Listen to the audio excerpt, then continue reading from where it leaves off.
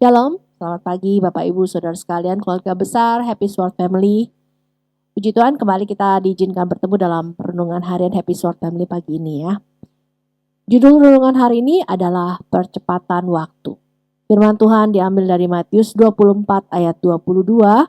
Dan sekiranya waktunya tidak dipersingkat, maka dari segala yang hidup tidak akan ada yang selamat. Akan tetapi oleh karena orang-orang pilihan, waktu itu akan dipersingkat.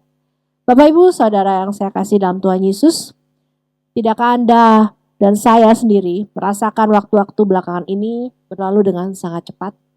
Di pagi hari kita bangun, kita siap-siap bekerja, sekolah, tahu-tahu sudah siang, kemudian tahu-tahu sudah sore, malam, kita tidur, lalu pagi lagi, dan seterusnya.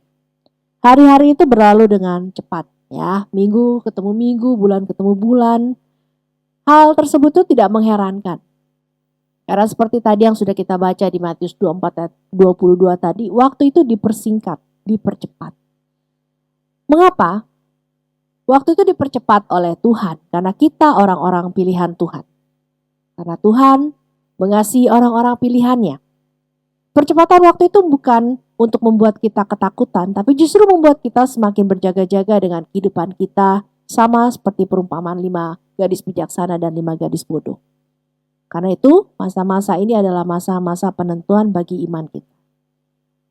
Wahyu 22 ayat 11 mengatakan, barang siapa yang berbuat jahat, biarlah ia terus berbuat jahat.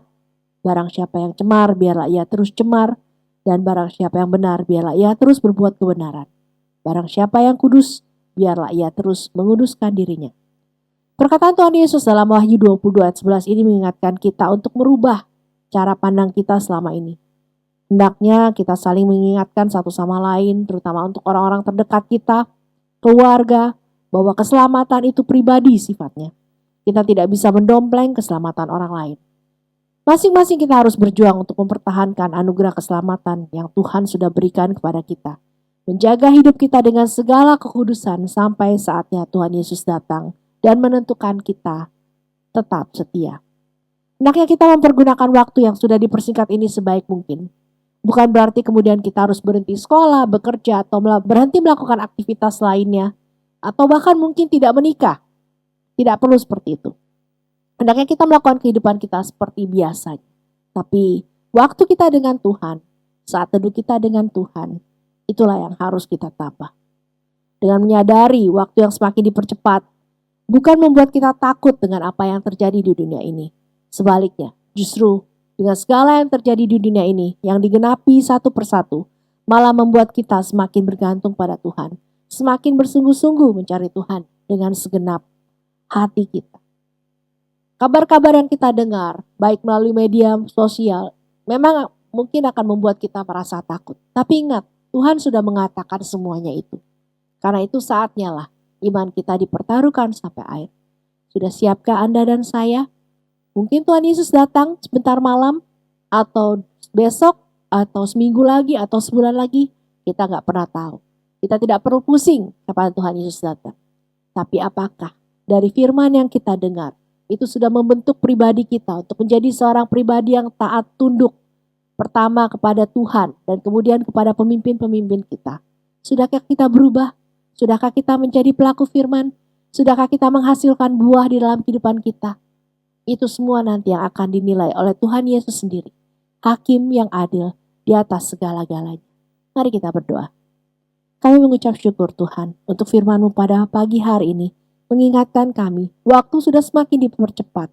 Sudah saatnya untuk kami tidak main-main lagi dengan hidup kami. Tapi kami mempersiapkan hidup kami sedemikian lupa. Kami tidak tahu kapan Tuhan datang.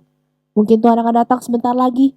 Tapi kami tidak akan memusingkan hal itu kapan Tuhan datang.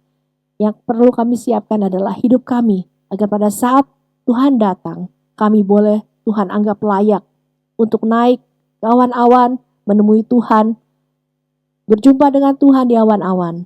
Itulah yang kami inginkan. Karena itu Tuhan ajar kami untuk kami hidup semakin kudus lagi, semakin benar lagi di hadapan-Mu, bukan di hadapan manusia.